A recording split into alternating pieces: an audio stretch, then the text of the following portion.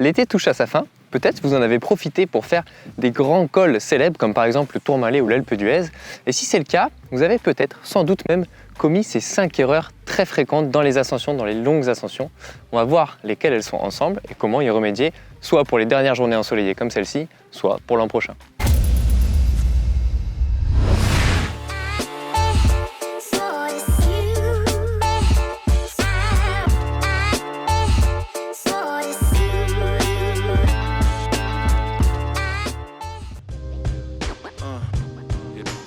Une erreur fréquente, c'est de ne pas savoir où on met les pieds, ou alors de gaspiller son temps dans des fonds de vallée ou dans des mauvais départs d'ascension ou quoi que ce soit.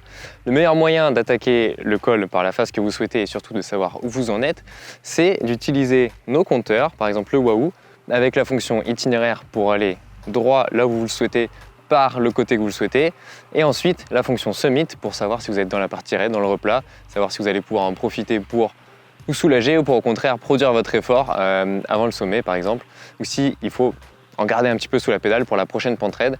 Et là, il faut vraiment utiliser les outils classiques, les cartes, les conseils des uns des autres, mais aussi avoir en embarqué avec nous tout ce qu'on peut. Aujourd'hui, on a plein de choses disponibles avec le combo Strava et Wahoo. Vous saurez où vous mettez les roues pour profiter toujours plus et être encore plus efficace dans votre ascension. En bosse, on a tendance à avoir un braquet un petit peu plus gros, à baisser la cadence de pédalage. C'est normal, mais attention, ça peut être très fatigant et comme on est parti pour de longs cols, ça peut être un problème. Donc il convient d'avoir un braquet adapté, mais pour pouvoir tourner les jambes, il faut aussi que le vélo le permette. Par exemple ici, j'ai un 36 à l'avant, un 30 à l'arrière, mais n'hésitez pas à mettre un 34 devant par exemple. Et surtout, il y a de plus en plus de cassettes qui montent jusqu'à 34, 36, parfois plus si vous utilisez du matériel de gravel. C'est vraiment intéressant pour pouvoir monter en vélocité, s'économiser aux alentours de 80 tours minute, 90 si vous êtes très véloce. Ça permettra d'aller jusqu'en haut de l'ascension à votre rythme, voire d'enchaîner les ascensions. Mieux vaut avoir une dent de réserve en haut qu'être à la limite et ne pas pouvoir faire face à une défaillance ou à une côte, une pente un petit peu plus raide que prévu. Maintenant que vous connaissez votre parcours et que vous avez le braquet adapté, il convient d'adapter son allure. Un départ trop rapide, vous allez forcément le payer plus tard. Donc il vaut mieux partir un petit peu en dedans pour avoir la capacité d'accélérer et surtout de profiter un petit peu de l'ascension également et de ne pas être au rupteur et à la limite pendant trop longtemps. N'oubliez pas que vous êtes parti pour 40 minutes, 1 heure, peut-être même plus d'ascension. Donc on peut prendre 5 minutes tranquille au départ. Attention également si vous roulez avec des collègues ou si vous doublez ou vous faites rattraper par des personnes à ne pas vouloir absolument rouler à l'allure des autres parce que ce que vous risquez c'est peut-être de perdre du temps, mais ça c'est pas très grave, mais vous risquez surtout d'exploser si vous voulez suivre quelqu'un qui va plus vite ou vouloir faire semblant de pouvoir discuter tranquillement alors qu'en fait vous êtes en train de vous essouffler et de creuser votre dette d'oxygène. Donc monter à votre allure, c'est le meilleur moyen d'en profiter. Vous aurez le temps au sommet de partager un verre, un paysage, un goûter et de raconter un petit peu votre ascension à chacun le soir également. Donc montez à votre rythme, n'essayez pas de suivre les autres, ça sert à rien, vous allez le payer plus tard.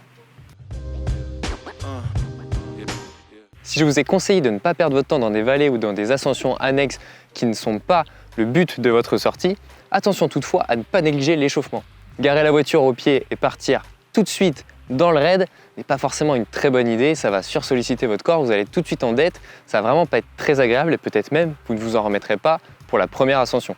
Ce serait un petit peu dommage, n'hésitez pas à aller faire un petit aller-retour en bas de l'ascension pour chauffer un peu le moteur et pouvoir attaquer prêt à l'effort. De la même manière, si vous n'avez pas roulé depuis longtemps, si vous n'êtes pas un minimum entraîné, vous risquez de souffrir. Donc essayez d'avoir roulé un petit peu avant pour pouvoir affronter l'ascension, mais surtout pour pouvoir prendre du plaisir pendant l'effort et pendant l'ascension, que ne soit pas 1 heure ou plus de souffrance ultime. Donc échauffez-vous un petit peu et entraînez-vous si possible un petit peu avant.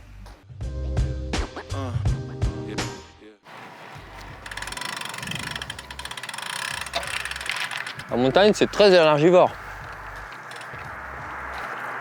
Bon, blague à part, tout ce qui est gros sandwich, gros panini viennoiserie, évidemment, on oublie, certes c'est plein de calories, mais ça va surtout être très dur à digérer. On va privilégier des aliments faits exprès, pâtes de fruits, gel, barres de céréales, poudre énergétique, bref, quelque chose de très digeste et de très riche en glucides. Alors, est-ce que vous aussi vous aviez déjà commis ces erreurs? Ou peut-être en avez-vous fait d'autres? N'hésitez pas à nous le dire en commentaire et à partager, ça aidera sans doute les autres. J'espère que vous avez aussi profité de votre été pour faire des longs cols et que ça vous a donné envie d'en refaire dès que les beaux jours seront de nouveau là. Roulez bien et j'espère à bientôt sur GCN en français.